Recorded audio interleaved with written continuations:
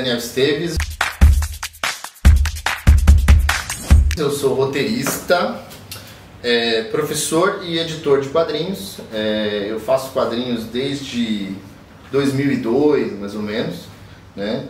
Eu comecei principalmente nas revistas Mix e coisas assim, mas desde lá do início, né? Eu também já comecei a editar algumas coisas, né? Me autopublicar. Então na época eu publiquei alguns, ali no começo, uns jornaizinhos que eram distribuídos de forma gratuita, onde eu apresentava algumas histórias minhas, tudo muito ruim, né? Eu não tenho muita coragem de reler aquilo, mas foi uma forma ali de apresentar, e também de coletâneas, por exemplo, da Fronte, foi uma coletânea muito importante para mim, que eu participei de algumas, né, das últimas 4 edições dela, né, que era uma publicação editada pela Via Letra, que ali no começo dos anos 2000 era um dos principais propagadores do quadrinho brasileiro, antes de ter essa explosão tão grande do quadrinho independente, né? Daí isso foi me conduzindo a uma série de coisas, a diversas parcerias e conhecer algumas pessoas dos quadrinhos, até a criação do Quarto Mundo, né? O Quarto Mundo foi um coletivo de quadrinistas brasileiros, do qual eu fiz parte desde ali praticamente do começo, que ele estreou, vamos dizer assim, no FIC de 2007, né? Foi quando a gente praticamente se colocou para o mundo, mas já vinha de algumas discussões do ano todo de 2007, até desde 2006, principalmente ali com o Carlos Simões, o Leonardo Mello, o Will, uma série de pessoas ali, mas depois muita gente participou disso, e eu, né, fiz parte também. E no FIC de 2007 eu lancei a Nanquim Descartável número 1, né, que foi uma revista que eu produzi entre 2007 até 2011, que era uma série que eu fazia com histórias mais cotidianas e tal. No ano de 2007 também eu ganhei o HQ Mix de roteirista revelação, então assim, foi um ano muito, muito bacana, muito movimentado. Foi o primeiro FIC que eu fui, ganhei pela primeira vez o HQ Mix como roteirista revelação. A Fronte, da qual eu fazia parte, ganhou também de publicação Mix, o HQ Mix. O Quarto Mundo surgiu ali oficialmente, eu passei a participar de um monte de coletâneas, então assim, foi um ano muito importante ali. Eu acho que é um ano essencial ali na minha carreira, né? E que começou a despontar um cenário, uma cena que é muito do que a gente vive hoje com os quadrinhos, né? Assim, uma galera da qual eu fiz parte estava fomentando isso de forma muito concreta ali no universo dos quadrinhos, praticamente lançando publicações das mais diversas, fomentando ali eventos, participando de tudo que aparecia, né? Então, nossa, foram alguns anos ali de muita atividade mesmo. A gente ia para tudo quanto é evento, de outro estado até evento em bandejão de universidade, que a gente montava uma barraquinha lá de praticamente camelô para vender nossos quadrinhos, né? Quadrinhos que na época eram super baratos até. Se pegar uma revista como, por exemplo, a Nanquim Descartável, que tinha 32 páginas, ela custava R$3, né? Hoje uma revista dessa custa no mínimo R$15, né? Mas era isso, assim, era uma forma de mostrar o trabalho, de chegar nas pessoas, de conseguir conquistar leitores, formar público, furar a bolha, tudo isso que talvez quem faça quadrinhos hoje também é um discurso recorrente, formar público, furar a bolha, não sei o que. A gente já estava também falando tudo isso há 15 anos atrás, e tentando fazer, que também não é uma coisa assim tão simples, né? Tentar repensar a distribuição, né? Como participar dos eventos, como se divulgar, né? Não tinha nem YouTube praticamente, Instagram não existia, né? Então quem falava de quadrinhos, jornalista que falava de quadrinhos, ou era alguma coisinha na mídia impressa, ou era site, ou era blog, e tinha alguma coisinha de vídeo, que eram os programas sobre quadrinhos, por exemplo, a Banca de Quadrinhos, que tinha num canal a cabo aqui de São Paulo, né? Então isso foi desembocando em muita coisa. Eu produzia a Nanquim Descartável, ela ganhou mais outros 2 HQ Mix de publicação independente, participei de coletâneas das mais diversas, fui criando novas obras ali junto com uma série de parceiros, por exemplo o Will, com quem eu fiz o Louco Akashi o Homem, que também ganhou HQ Mix em 2012, a gente lançou em 2011. Nesse contexto todo surge, por exemplo, o PROAC, né, de quadrinhos aqui do estado de São Paulo, né, um edital específico de quadrinhos do estado de São Paulo, que eu já participei algumas vezes, mas o primeiro que eu fiz foi o Quilômetro Blues, que eu lancei em 2012, né, que é uma história de estrada, ali, um drama de estrada, e junto com o Wanderson de Souza e o Wagner de Souza, dois grandes parceiros ali. E isso tudo assim, até num contexto pré-CCXP, antes de um monte de coisa que tem acontecido hoje em dia, né? Assim, já há alguns anos, né? Mas aí foram surgindo outros eventos, a Rio Comic Con, que infelizmente não existe mais, a Bienal de Quadrinhos de Curitiba, que quando surgiu chamava Gibicon.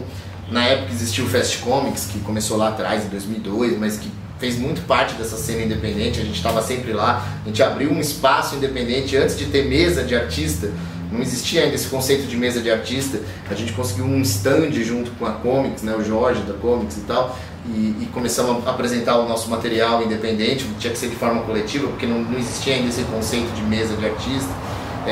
Anime Friends, que tinha lá aquele fanzine com um espaço para os fanzines, onde o quadrinho independente começou a despontar também, desde lá de 2002, 2003. Então tudo isso era uma série de contextos onde eu fui me inserindo. No meio disso tudo, né, eu tinha feito um colegial técnico de desenho de comunicação, e dentro dessa escola, depois de me formar, eu montei um curso de quadrinhos junto com outros dois amigos que se formaram comigo, e isso desembocou anos depois na HQ em Foco, que é um espaço que eu tenho de ensino de quadrinhos, de ilustração, de desenho, onde dão aula também o Samuel Bono, o Al Stefano e outras pessoas que já passaram, deram aula, fizeram material por aqui, que foi o Wanderson de Souza, o Alex Rodrigues, uma série de parceiros ali que eu fiz quadrinhos juntos.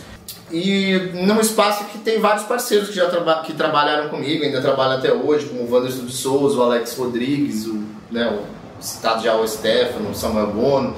Esse é um espaço que continua, né, esse espaço da escola, continua até hoje dando aulas e fomentando ali novos artistas e etc.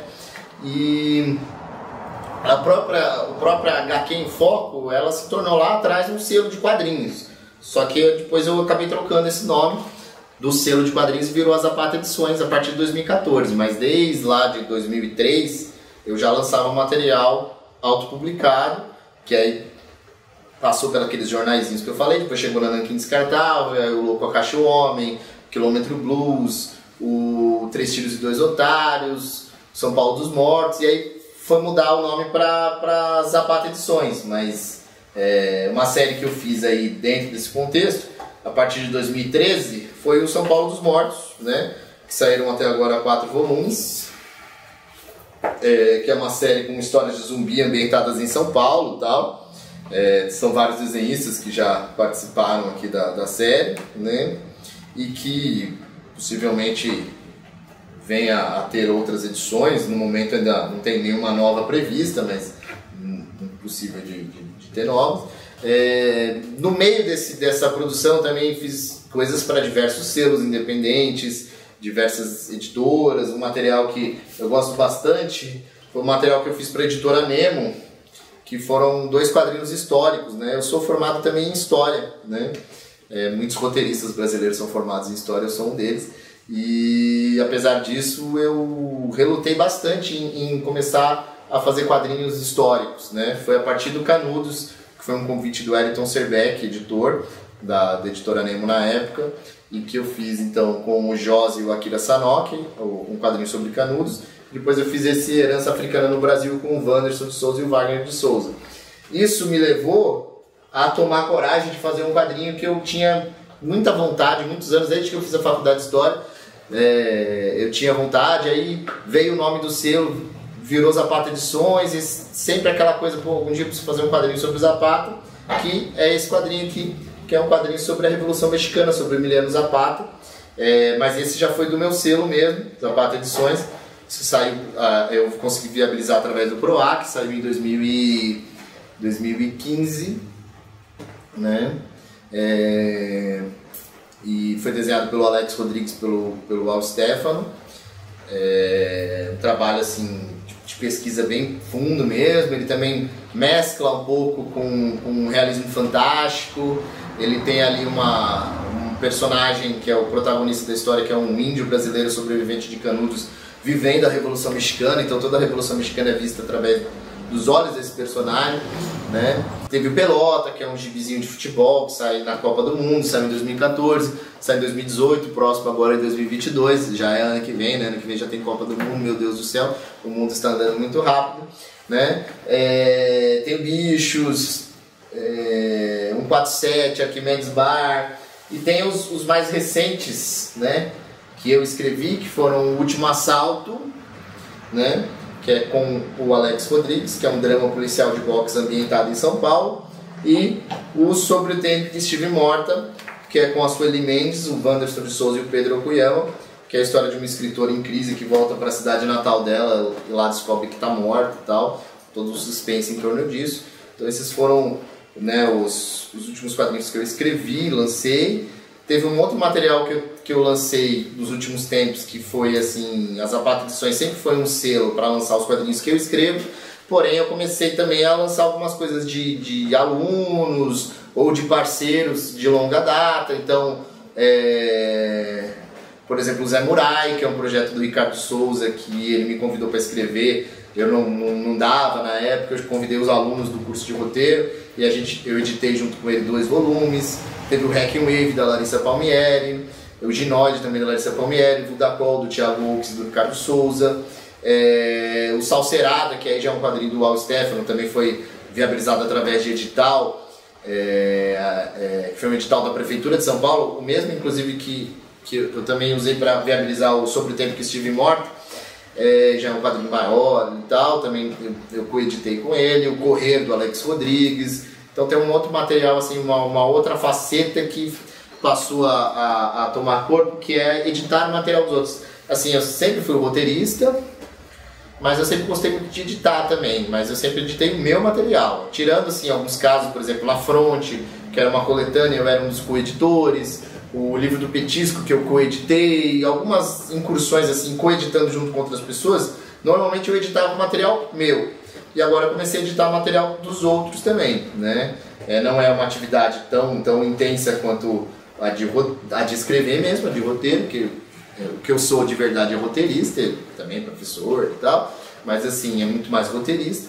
Mas é uma coisa que eu tenho experimentado mais nos últimos tempos e tem muito a ver com o que eu tenho produzido até, né? Porque assim, o ano passado, até curioso, eu estava pensando esses dias, o ano passado, 2020, né, por conta da pandemia, foi o único ano, desde 2002, que eu não lancei ou participei de alguma coletânea. Então, assim, desde 2002, quando saiu o primeiro quadrinho que eu escrevi dentro de uma coletânea, que foi a Quadreca, até 2019, todo ano, ou tinha quadrinho que eu lancei, ou pelo menos tinha um quadrinho, uma coletânea que eu participei, ou de uma outra editora, coisas assim.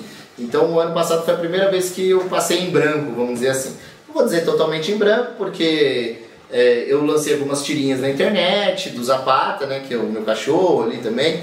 Então tem umas tirinhas que eu estou fazendo junto com o Pedro Okuyama. Eu produzi muito ano passado, porém o material que eu produzi ano passado, ele ficou tudo para esse ano praticamente. Então o ano passado eu comecei a fazer um trabalho ali junto com uma outra editora, que é um trabalho de adaptação literária, onde eu estou escrevendo um livro, que já escrevi, né, já foi todo desenhado, está em fase de revisão lá da editora, logo está impresso, que foi o Médico e o Monstro. Eu fiz junto com o Wanderson de Souza e com o Dan Freitas. O Wanderson de Souza já é um parceiro de longa data, o Dan Freitas é a primeira vez que eu trabalho com ele, é um artista lá de Campinas, um colorista muito talentoso. E eu também editei outros autores. Então tem o Frankenstein, que foi escrito pela Larissa Palmieri, né, adaptado, o roteiro pela Larissa Palmieri, desenhado pelo Pedro Okuyama, os dois fizeram aula também aqui comigo e tal. E colorido pela Laís Bicudo, que é uma colorista lá de Campinas também. Teve o Robin Hood, que foi escrito pelo Thiago Oaks, que também fez aula comigo de roteiro, desenhado pelo Ricardo Souza, do Zé Murai. e colorido pelo Marcelo Pitel, que é um amigo de longa data, que eu falei lá atrás, quando eu comecei a fazer quadrinhos, eu comecei um curso de quadrinhos dentro da escola que eu tinha feito o colegial técnico. Ele era um desses amigos que começou isso comigo, porém ele se afastou dos quadrinhos, ele é designer, ilustrador, e agora finalmente ele está fazendo quadrinhos, que são essas cores desses projetos. E tem também o Corcunda de Notre Dame, que é roteiro do Lilo Parra, desenho de Samuel Bono, que dá aula aqui comigo na Quem Foco, e cor do Marcelo Pitel. E tem um outro projeto que já começamos, que esse é o que está mais ou menos no meio. Esses 4 que eu falei já estão praticamente em fase de revisão. Tem um outro que está mais ou menos no meio, que é roteiro também da Larissa Palmieri, desenho do Mário Cal, que também é parceiro de longa data, e cor da Fabi Marques. E potencialmente vamos começar aí mais 3 ou 4 nos próximos meses, né? Um material aí que já vem para o futuro. Mas assim, nesses últimos tempos é o que eu vim produzindo, né? Escrevi uma adaptação e estou editando mais 4, então assim, estou editando 5 e uma delas eu escrevi. E produzi essas tirinhas do Zapata, estava fazendo 2 revistinhas menores, uma com o Al Stefano, uma com o Alex Rodrigues, que a gente ia lançar no final do ano passado, a gente preferiu segurar um pouco, deixar passar mesmo essa fase da pandemia, infelizmente. Acaba sendo mais viável mesmo, assim, falta os eventos, essas coisas, acaba sendo mais viável esperar um pouco. E além dessas adaptações, eu estou também começando um roteiro novo para um edital, né? Foi algum edital da Aldir Blanc, que eu vou fazer junto com o Alex Rodrigues, com quem eu fiz também o Último Assalto, Zapata, entre outras coisas, e com o cor do Dan Freitas. E vou coeditar mais 2 editais também de parceiros, um do Al Stefano e o outro de um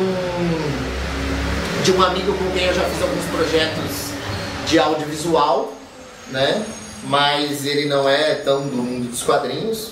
Porém, o desenho é do Samuel Ságio, que já é um desenhista aí também, já está nesse universo dos quadrinhos há bastante tempo.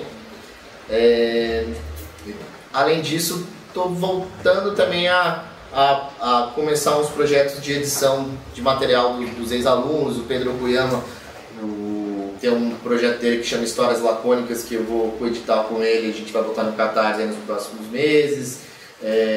Então assim, é um material já um pouco menor, revistinhas menores e tal, mas tem essas 5 adaptações já praticamente prontas, mais outras que vão começar, mais esses 3 projetos de editais, um deles que eu vou escrever, outros 2 que eu vou editar, e algumas revistinhas menores e tal. Mas é lógico que assim, a gente vai produzir esse material ao longo desse ano sempre com a esperança de que a pandemia vai acabar em algum momento. Infelizmente a gente não tem previsão disso, a gente tem esperança de acabar, mas é um fato que, assim, para esse universo independente, a pandemia é um choque muito grande. Por mais que a gente tenha a possibilidade de vender na internet, ou fazer um catarse, ou qualquer coisa assim, a gente tira da cadeia produtiva um elemento importantíssimo que é o evento, né? Toda essa história que eu vim contando aqui, como eu falei, assim, o momento que dá um boom e a coisa começa a dar certo é em 2007 com o FIC. Sem aquele momento lá, talvez eu não estaria aqui agora, né? Vem cá, você é meu editor, aparece aqui. Ele tá tímido, gente. Aqui, ó, meu chefe, o Zapata, né? E aí, tudo bem?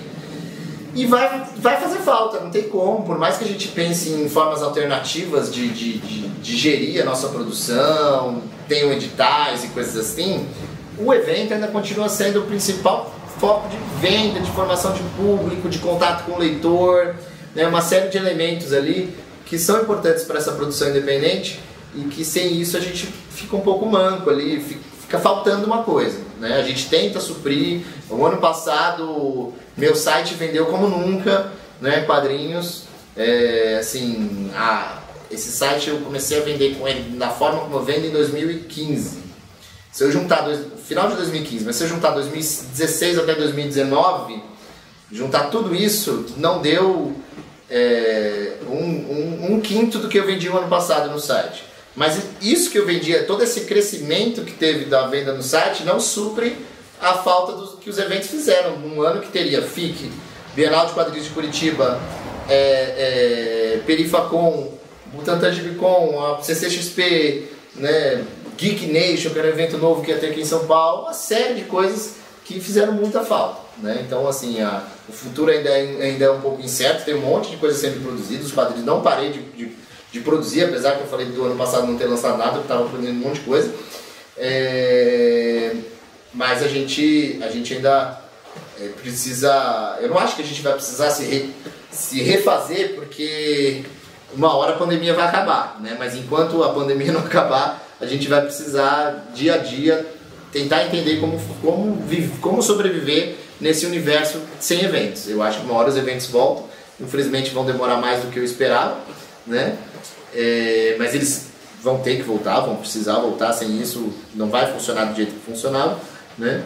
E vamos ver o quanto essa cena de quadrinhos que se construiu nos últimos 15 anos sobrevive a essa hecatombe que a gente está vivendo, não só por conta da pandemia, mas por motivos políticos, econômicos, uma série de outros elementos que estão fazendo de tudo para acabar com a cultura no Brasil, né? E o quanto a gente vai conseguir sobreviver e resistir a isso tudo.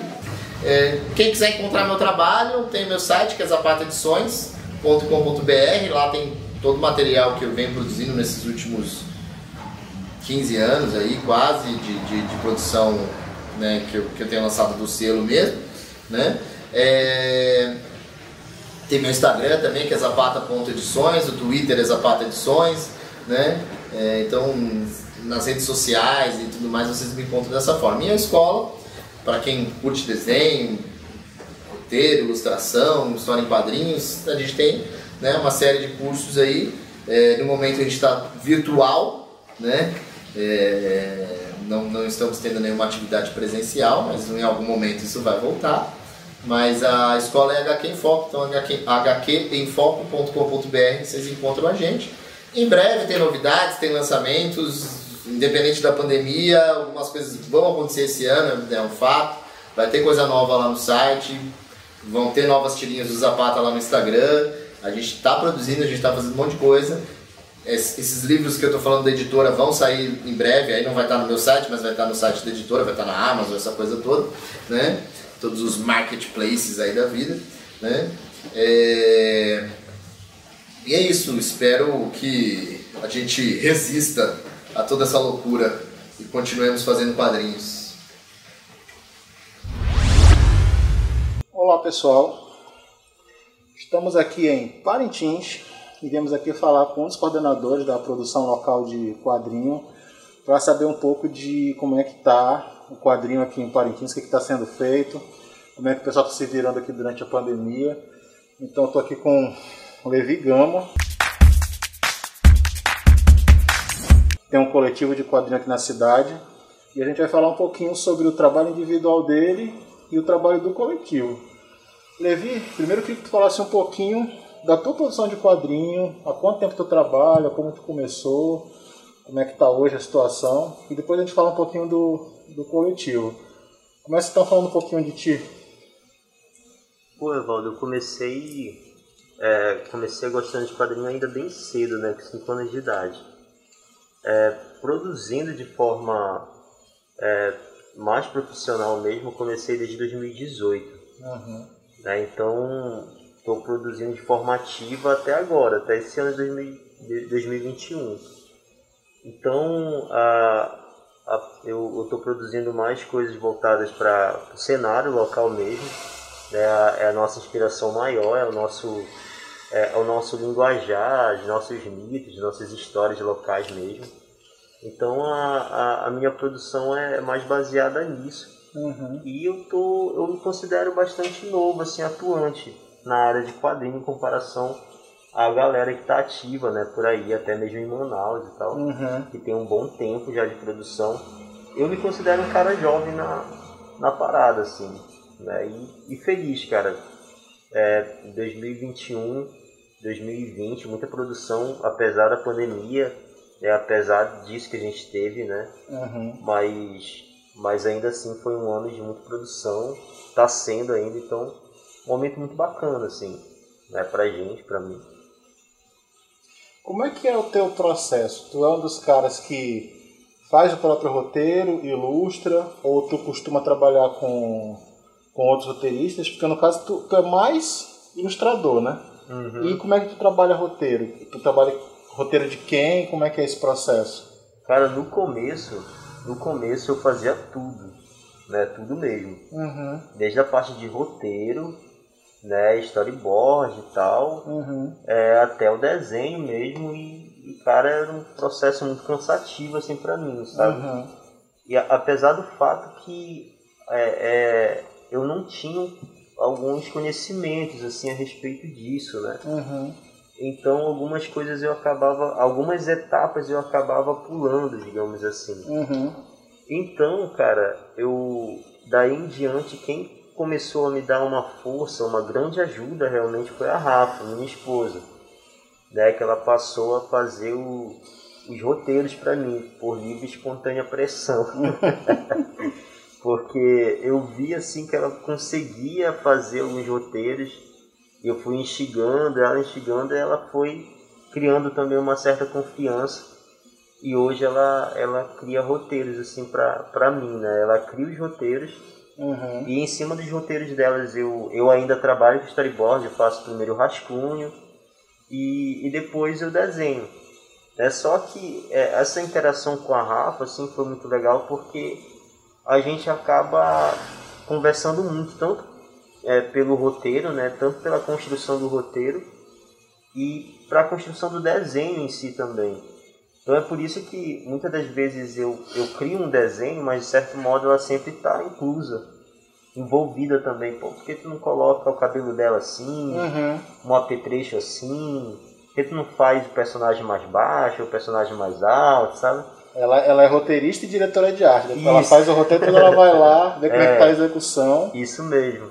Então é uma parada bem assim. Só que produzir para outras pessoas foi um certo desafio, assim, né? Quando a gente fica muito preso em uma só pessoa fazendo roteiros pra gente, a gente acaba se adaptando a um certo ritmo de trabalho, né? Uhum. Então, e até o estilo também que a pessoa escreve, né? Isso mesmo. Então o estilo de outro roteirista acaba mudando muito, então você precisa se adequar, né, a isso. Uhum. Então a minha primeira experiência fazendo trabalho de outra pessoa, roteiros de outra pessoa, foi com um cara daqui mesmo de Parintins, que é o Rodrigo, né? Ele vai aparecer agora numa história do Contos do Mato, né, que ele está escrevendo pro 39 Graus. Que ele também está ainda assim em parceria com a Rafa também, mas ele manda algumas coisas para mim, aí eu vou desenhando, me baseando em algumas coisas que ele escreveu. E está sendo uma experiência boa, assim, bacana, né? Tá me ajudando nesse processo de transição, né? Para eu também não me acostumar muito, né? Fazendo só de uma pessoa. Sim, o mercado exige, né? Que eu faça também para outras pessoas. A outra experiência também que eu estou tendo é com uma história que o Medina escreveu, né? Que é pro Malpinguari, é um projeto que passou também pela Lei Aldir Blanc. História do Emerson Medina. Isso, Emerson Medina. É uma coletânea ou é uma história só? Na verdade, esse projeto é um projeto que envolve 3 histórias, né? É um roteiro da Rafa, um roteiro do Medina e um roteiro da Beatriz Mascarenhas, filha de Romas. E então só que a gente pensou em fazer uma brincadeira, assim, como sempre eu faço com a Rafa. Aí então trocou, o Guzmão vai desenhar para ela e eu vou desenhar para o Medina. Tá sendo uma experiência muito bacana, assim, né? Porque a Rafa e o Medina têm estilos de roteiro muito diferenciados. Então acaba que a gente aprende coisas novas, assim, né? No meio do percurso. Então tá sendo um desafio muito bacana, assim, bem legal. Voltando pro começo, que eu não entendi bem essa parte. Tu falou que tu passou os roteiros pra Rafa. Mas assim, ela cria os conceitos, as histórias e faz o roteiro e te passa? Ou tu tem a ideia pra história, explica pra ela e ela só faz o roteiro, diagramação de página e tal? Quem cria as histórias? É feito em conjunto, tu e ela? Ou tu trabalha, a ideia é 100% dela? de stories? As duas coisas. As duas coisas. Às vezes eu leio algo, né? Eu tenho assim um resumo de algo e passo para ela. E ela vai colocando coisas ali que da personalidade dela mesmo, algumas coisas que incrementando coisas, né? Desenvolvendo algo mais, conceituando, fazendo a base da história. E outras vezes não, às vezes é ela mesmo que tem toda a ideia da parada, assim como esse projeto que ela vai lançar agora, né? Que é o Tucumã. Que ela teve a ideia central de tudo, ela organizou tudo e tal. A única coisa que eu ajudei foi em pequenas coisas mesmo, mas nada muito profundo assim na história. A ideia principal da história veio dela. Veio dela, toda dela. Então é muito... Só que agora ela está trabalhando mais em projetos individuais mesmo, assim. Porque como ela diz, né, o lance dela é trabalho infantil. Ela ama isso e tal, ela gosta disso. Eu respeito muito, assim, eu sei da grande importância e impacto que isso tem. Só que eu curto muito histórias, como ela fala, né, histórias mais sangrentas, digamos assim. Né, é uma parada que eu acho muito bacana e acabo de forma natural indo para isso, assim, né? Então é o meu jeito de contar histórias e tal. Então ela acaba tendo, ela quer mais essa liberdade de desenvolver coisas mais infantis, né? Cara, deixa eu te perguntar outra coisa. Tu falou das tuas influências, tal, do que tu gosta de passar pro teu trabalho, fala do cotidiano, da realidade que tu conhece e tal. Mas quem já viu teus trabalhos viu que tem assim uma pegada muito forte de cultura indígena, tradição indígena, que por incrível que pareça, até eu, né, que vim de Manaus, achava que aqui Parintins tu via muita cultura indígena na rua e tal, isso era integrado, porque essa é a ideia que o Boi passa pra gente. Quando a gente chega aqui, a gente vê que na realidade isso é uma coisa mais do festival, que no dia a dia não é tão assim, né? A cidade não tem tanta, tem muita influência indígena, com certeza, mas não é tanto quanto a gente imagina. Mas no teu caso no teu trabalho, a gente vê que além da questão da cultura urbana da cidade, de Parintins, também tu aborda muito, trabalha muito questão indígena. Como foi que surgiu isso? Foi junto com o interesse por quadrinho, trabalhar quadrinho, cultura indígena através do quadrinho, ou foi surgindo depois? O que uma coisa levou à outra? Essa questão de retratar a cultura indígena no teu trabalho, de onde surgiu isso? Cara, eu sempre digo assim que essa questão do tema indígena, da questão indígena no nosso trabalho, no meu traço, nos meus desenhos, é algo que tem muito a ver também com a minha identidade em si, né? O crescimento da minha pessoa individual. Mas o que veio primeiro, né, primeiramente, assim, foi a questão de representar o povo parintinense, né, o cotidiano parintinense. Mas sair daquele romantismo de tu mostrar só as fachadas bonitas da cidade, né, mas ir mais profundo do que isso, né? E querer representar o povo parintinense como ele fora dos 3 dias de festival, né? Que tem, como que é o nosso cotidiano, como que a gente fala, né, como que são as vielas, como é que são o interior, enfim. Então isso veio primeiro, assim, porque eu sempre quis, de certo modo, achar uma base que eu pudesse me expressar, né? E depois eu percebi, através de alguns roteiros da Rafa, que a minha base de expressão estava na minha personalidade parintinense, né? Na minha identidade parintinense. Então foi através disso que eu fui conseguindo inspirações para criar coisas. E ali eu não larguei mais. Já o indígena, ele veio de forma muito natural, assim. Primeiro veio com superficialidade mesmo, aquela coisa superficial, de tu até mesmo cometer erros, assim, de termos, de desenhos e tal. Então começou com uma coisa superficial. De tu achar que já conhece e não pesquisar antes de fazer, isso, né? Mesmo. Até hoje mesmo eu estou nesse processo assim, de descobrir, de entender. Eu não vou dizer que eu tenho um amplo conhecimento a respeito, porque eu ainda não tenho. É agora que eu estou começando a me ambientar mais, a me aproximar mais mesmo dessa linguagem, né, indígena, que vai além de traços, vai além de desenho, de arte, vai muito além disso. Então, cara, eu comecei a fazer essas coisas e tal. E quando eu comecei a pesquisar mais a fundo histórias voltadas ao indígena, eu fui me encantando muito mais, assim, ver que tem uma mitologia muito grande por detrás. E aquilo acabou me chamando muita atenção. Essa minha proximidade também com o Instituto Inca, que conheceu hoje, né, foi algo também que me impulsionou muito a me adentrar mais na questão indígena mesmo. E, cara, mas o ponto-chave dessa descoberta foi a questão da minha identidade mesmo.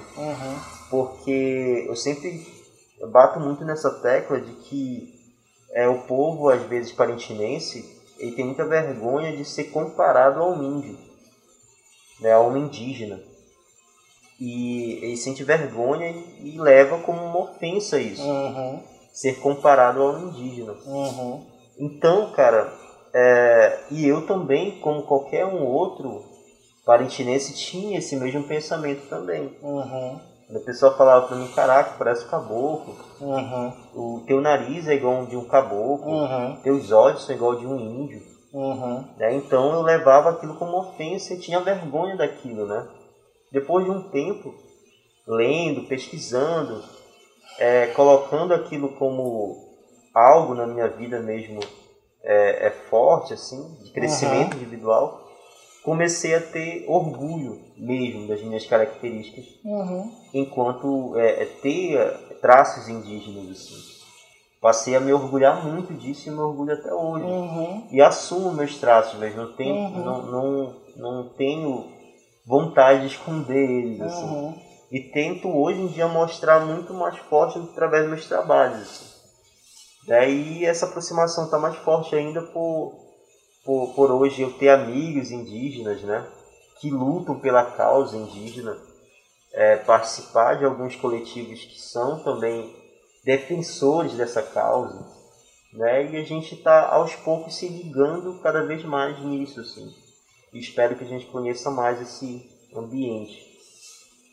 Bacana. É como tu falou, à medida que a gente vai conhecendo, quanto mais a gente conhece, mais a gente quer se aprofundar, né?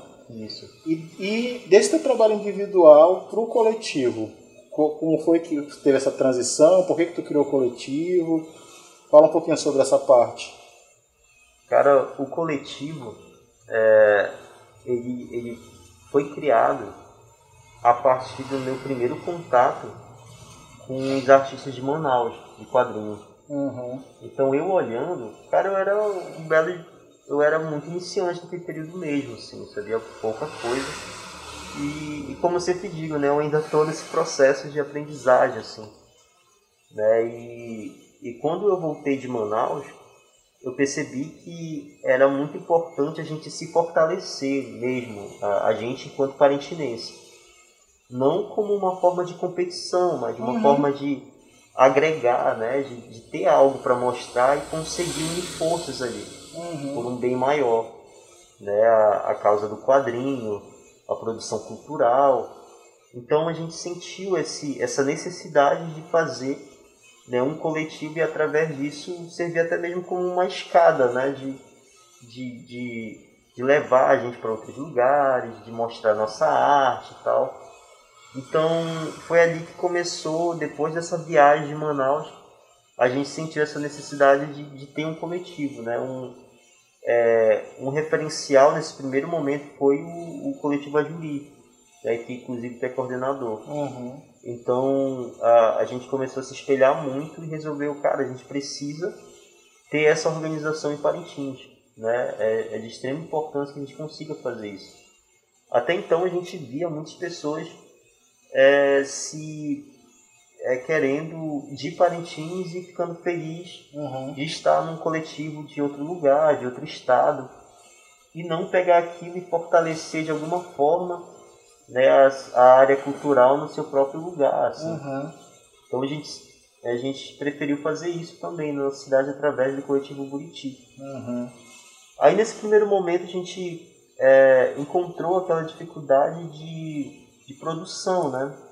Porque é uma arte diferente, é uma arte que não é comum na nossa cidade, né? Aqui tem muito a cultura da pintura em tela, pistolagem e tal, e não está errado. Nosso intuito desde o começo nunca foi confrontar, né, com o que já existia, mas sempre agregar. Criar sempre, mais uma opção, né? Isso, sempre mostrar que Parintins tem outros viés artísticos, né, além do boi bumbá, tem hip hop, tem breakdance, tem muita coisa além do boi bumbá. Então, cara, a gente, nosso objetivo foi esse. Então a gente pegou algumas pessoas que a gente viu assim, cara, eu acho que aquele ali tem um pouquinho desse jeitinho que a gente curte e tal, gosta de mangá, ou gosta de comics, ou gosta de fazer roteiro, de escrever e tal. A gente foi catando algumas pessoas ali e tentando aprender junto, né? Então a gente... Tu era uma pessoa que tinha um pouquinho mais de experiência, os outros todos estavam iniciantes mesmo, começando praticamente do zero. Isso mesmo. Aí eu adquiri um pouquinho mais de conhecimento por conta de algumas pesquisas individuais mesmo que eu tinha feito. E eu acabei fazendo amizade com algumas pessoas que tinham um pouquinho de conhecimento mais técnico, além de só ler quadrinhos, né? Mas conhecimento técnico mesmo, de produção, de desenho. Aí eu fui aprendendo um pouco mais. Foi aí que eu tive uma proximidade com Romas também, e que me ajudou muito a conhecer um pouco mais essa questão técnica. Aí foi me dando alguns parâmetros e eu só fui pesquisando alguns pontos até achar. E até hoje eu estou aprendendo mais coisas referente a isso, né? A técnica, a narrativas e tal.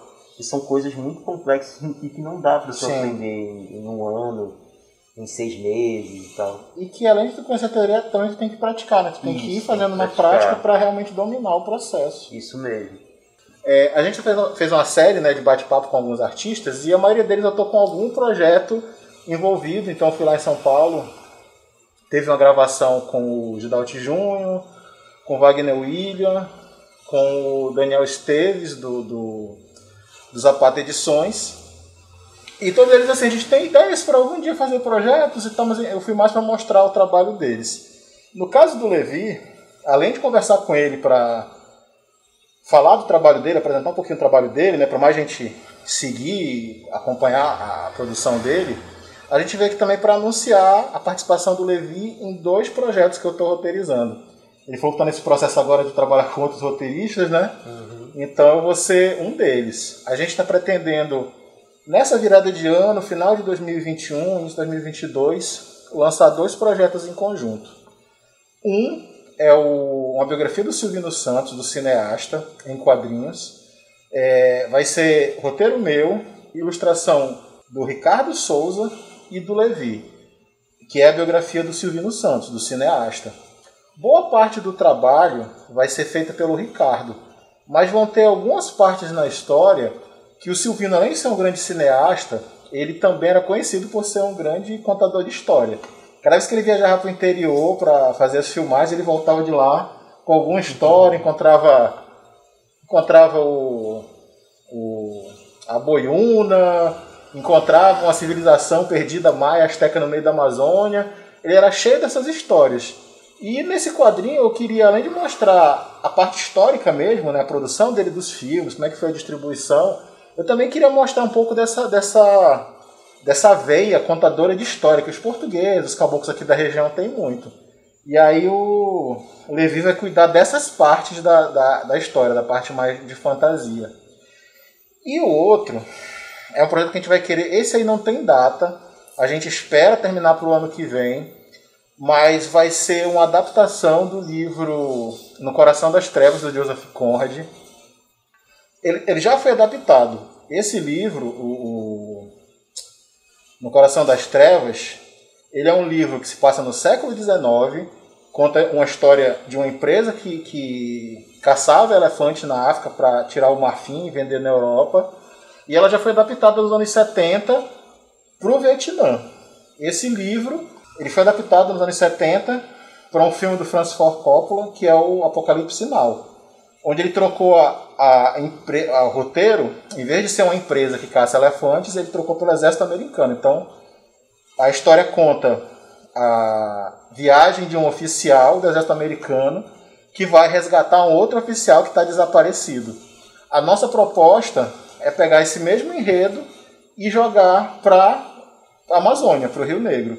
Vai ser a história de um explorador inglês que vem para Manaus e vai subir o Rio Negro para tentar resgatar um outro inglês que está perdido na floresta, aparentemente preso numa aldeia indígena. Então, esse daí vai ser um projeto um pouquinho longo, acho que vão ser mais de 100 páginas, e a gente vai trabalhar para produzir ano que vem. Eu já estou conversando há algum tempo sobre essas duas ideias com o Levi, né? E aí eu queria ouvir um pouquinho da parte dele, como é que ele recebeu a ideia, o que ele está esperando do projeto, das expectativas para esses dois projetos, né? Para a biografia do Silvino e para essa adaptação do Coração das Trevas. Cara, eu gosto muito assim de desafio, né? Eu sou um pouco incansável assim, nesse sentido. Eu sou um pouco enjoado com o meu processo, né, digamos assim.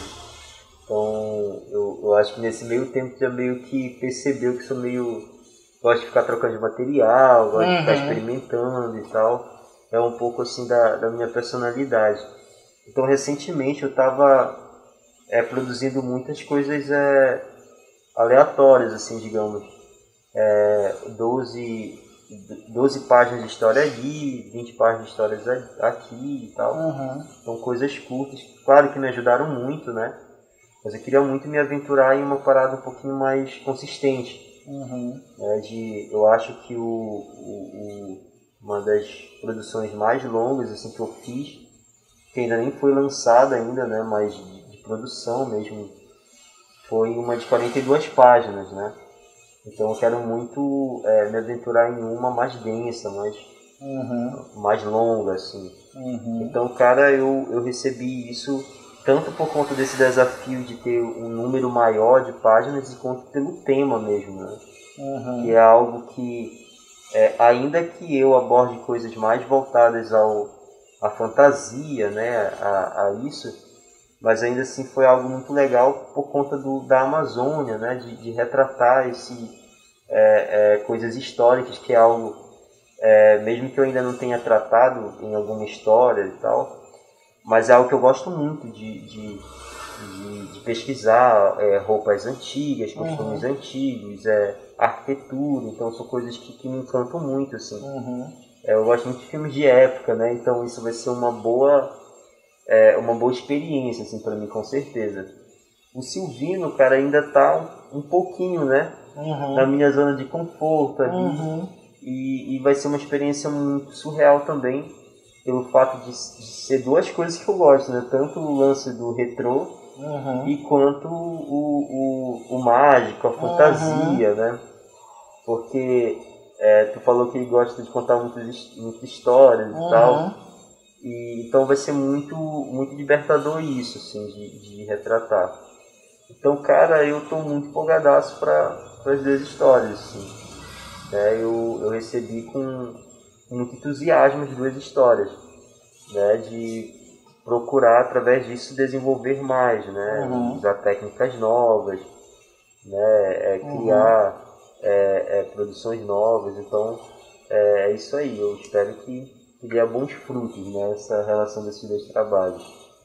A gente, hoje, né, aproveitei minha visita aqui em Parintins, né, e no dia de hoje eu fiz uma oficina rápida para algumas poucas pessoas do grupo, e até questão de segurança, né, mas eu dei uma oficinazinha rápida lá sobre roteiro e tal, e aí uma das perguntas é aquela clássica, né, tipo assim, como é que eu garanto que eu vou escrever uma boa história, que meu roteiro é bom? E aí eu falei, olha, não tem uma fórmula certa e tal, o que é que eu aconselho? Você, durante o processo, dá para pessoas lerem o que você está escrevendo, o que está sendo feito, né? Não vale mostrar para a mãe, para namorado, que ela vai dizer, não, isso aqui é meu namorado, meu filho é um gênio e tal. Sabe aquele teu amigo chato? Dá para ele ler, que é para ele procurar mesmo defeito e tal, porque o objetivo não é tu ter elogio, né? É tu ter crítica para te melhorar o quadrinho. E aí eu comentei que eu viajei para São Paulo mês passado, né, para fazer uma parte desse documentário com o pessoal de lá. E eu comentei desse projeto da adaptação do Coração das Trevas com o Gidalt Júnior e com o Wagner William. E os dois falaram que tem interesse em acompanhar o processo. Então a gente já vai ter 2 leitores bem críticos, bem competentes e tal, para a gente ir mostrando e eles irem dando opinião. Bom, pessoal, então é isso. Você tem alguma coisa para complementar e tal? Cara, a única coisa que eu queria falar era a respeito de agradecimento mesmo, né? Que foi muito importante ter o Evaldo esses dias, né? Tanto para mim quanto a galera do quadrinho mesmo, que está querendo avançar aqui na cidade de Parintins. E faz um bom tempo que a gente não recebe visita, cara, de pessoas de Manaus aqui na cidade, por conta da pandemia, né? Então tá muito difícil de vir para cá. Né? Então agora que as coisas estão se amenizando, espero que se amenize muito mais. Então o Evaldo conseguiu vir. Então está sendo muito legal, né? Isso tanto pelas novidades, né, que ele trouxe e quanto pela forma com que ele tratou a gente, tratou a galera do coletivo. Eu consegui viajar, né, porque eu já fui vacinado. Eu tenho um segundo emprego em Manaus, eu trabalho na Secretaria de Saúde. Então, lá em Manaus, além dos idosos, o pessoal da saúde, agora começaram alguns funcionários da educação, alguns professores a ser vacinados. Então, eu já estou vacinado. E como tinha esse projeto de gravar esses documentários e tal, eu pude viajar um pouco mais tranquilo. Mas apesar de estar vacinado, eu continuo usando máscara, né? Contato com vocês e tal, para evitar qualquer coisa. Mas deu para fazer essa viagem. E a gente está bem ansioso que todo mundo seja vacinado, né? Que as coisas se normalizem dentro do possível. Porque para a gente que é independente, quem já está nas editoras, já tem acesso à livraria. Apesar da pandemia, ainda consegue vender, né? Chegar no leitor. Mas a gente que é iniciante, que é independente, a gente é muito dependente de evento, né? Então a gente está torcendo muito que o governo agilize essa vacina, que a maioria das pessoas seja vacinada, para que os eventos presenciais possam voltar. A gente até conversou um pouquinho antes da gravação, né, que seria muito bom se em janeiro, no dia do quadrinho, que a gente já está indo para o 4º ano, que a gente faz lá um evento, inclusive foi um pouquinho nesse período que a gente se conheceu, né? Isso. Do Dia do Quadrinho Nacional lá em Manaus, a gente está fazendo um evento que está na 4ª edição, e que esse ano a gente teve que fazer isso, teve que transformar o evento que era presencial em vídeos, né, em lives, em gravações, porque não dá para fazer presencial. Então a gente torce que até janeiro as coisas já estejam normais, que pelo menos um desses nossos projetos, fora os individuais do Levi que já estão sendo produzidos, né, que a gente tenha um espaço lá para você que se interessou, que quer conhecer o trabalho, poder ir, bater um papo com a gente, comprar, receber o autógrafo. A gente está realmente doido que as coisas se normalizem, né? Bom, mas é isso, cara. Obrigado a quem assistiu até agora. A gente ainda vai produzir mais algumas coisas, continua acompanhando aqui o canal. E Levi, valeu pela estadia aqui em Parintins, pelo acompanhamento, mostrando a cidade. E a gente vai continuar se falando. Até a próxima, cara. Obrigado, pessoal. Até a próxima.